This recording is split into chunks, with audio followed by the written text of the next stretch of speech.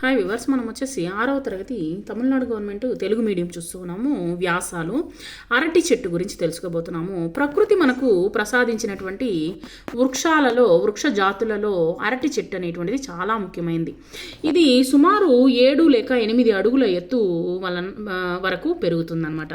అరటిలో అనేకమైనటువంటి రకాలు గలవు. వీటిలో పచ్చ అరటి, కర్పూరవల్లి, కొండ అరటి, రస్తాలి మొదలగు ఉన్నవి చాలా ఉన్నాయి. అరటి తోటలు సారవంతమైనటువంటి నల్లరేగడి నేలల్లో పెరుగుతాయన్నమాట. రైతులు పొలాన్ని బావుగా దున్ని పాదులు తీసి అరటి పిలకలను నాటుతారు. వీటికి నీరు ఎక్కువగా అవసరము ఉంటుంది. 10 లేక 15 రోజులకోసారి నీరు పారినా చాలును. చెట్లు ఏపుగా పెరిగి గెలలు వేస్తుంది. ఒక్కొక్క గెల సుమారు 100 కాయల వరకు కాస్తాయి. వీటిలో కొన్ని రకాల కాయలను వచ్చేసి కూరలకు, తర్వాత మరికొన్ని రకాల కాయలను వచ్చేసి పండ్లుగా వాడతారనమాట. అరటి చెట్ల వలన అనేక లాభాలు కలవు.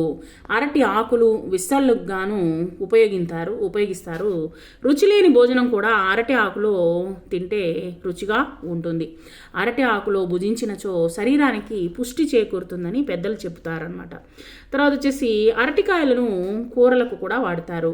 పండ్లను దేవుళ్లకు నైవేద్యం ఇస్తారు. వివాహాది శుభకార్యాల్లో కూడా అరటి ఆకులు, అరటి పండ్లను కూడా ఉపయోగిస్తారు.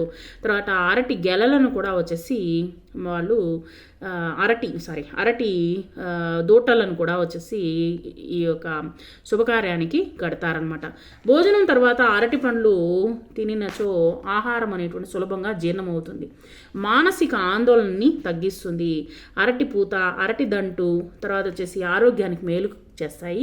మూత్రపిండాల్లో గల రాళ్లను కూడా కరిగించేటువంటి శక్తి వచ్చేసి అరటి దూట అంటారు. యాక్చువల్లీ దంటు అని ఇచ్చినారు. అరటి దంటుకు కలదు. అరటి నారతో పూలు కడతారు. అరటి చెట్టు కల్పవృక్షం వంటిది.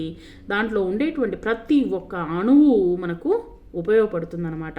కాబట్టి అందువల్లనే అరటి చెట్టును వచ్చేసి మనము కల్పవృక్షము అని అంటారు.